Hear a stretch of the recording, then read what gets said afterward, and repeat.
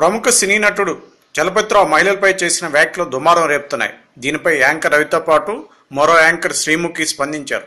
చలపతిరావు అన్న మాటలు ముమ్మాటికి తప్పేనని హీరోయిన్ రకుల్ ప్రీత్ సింగ్ ఇప్పటికే ఖండించగా, మరోవైపు మహిళా సంఘాలని తప్పుపట్టాయి. హీరో నాగార్జున చలపతిరావు తీరును దుయ్యబట్టారు. సీనియర్ నటుడు అలా అనటం కరెక్ట్ కాదన్నారు. అదే సమయంలో చలపతిరావు అన్న మాటను అప్పుడు సమర్థించిన యాంకర్ రవి ఇప్పుడు విషయం తెలిసి వచ్చినట్టుంది. ఆయన ఏమన్నాడో తనకు సరిగా వినపడకపోయినా సూపర్ అన్నానని, నాది తప్పేనని ఒప్పుకున్నారు రవి. చలపతిరావు మహిళను ఉద్దేశించి అలా అనటం కరెక్ట్ కాదన్నారు ఆయన. హీరో నాగచైతన్య అలానే రకుల్ ప్రీత్ సింగ్ జంటగా నటించిన రారండై వేడుక చూద్దాం ఆడియో ఫంక్షన్ హైదరాబాద్ అన్నపూర్ణ స్టూడియోలో జరిగింది. ఈ సందర్భంగా అమ్మాయిల మనశ్శాంతికి హానికరమా అని చలపతిరావును ప్రశ్నించారు మహిళా యాంకర్. ఇందుకు చలపతిరావు అమ్మాయిల హానికరం కాదు కానీ పక్కలోకి పనికొస్తారని చెప్పారు. పక్కనే ఉన్న యాంకర్ రవి సూపర్ అంటూ పొగిడేశారు. అసలు ఆయన ఏమన్నాడో వినకుండా ఎలా అంటారంటూ యాంకర్ రవి పైన విమర్శలు వెల్లువెత్తాయి. సోషల్ మీడియాలో ఒకటే దుమారం రేగింది. దీంతో దిద్దుబాటు చర్యలు దిగారు రవి.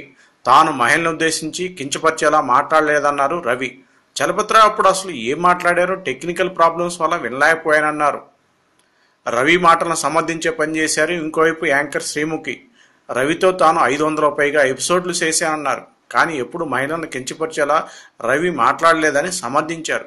కొన్నిసార్లు టెక్నికల్ సమస్యలు వస్తాయి, అలా వినపోయినా సూపర్ అని ఉండవచ్చు అని సమర్థించే పని చేశారు ఆమె.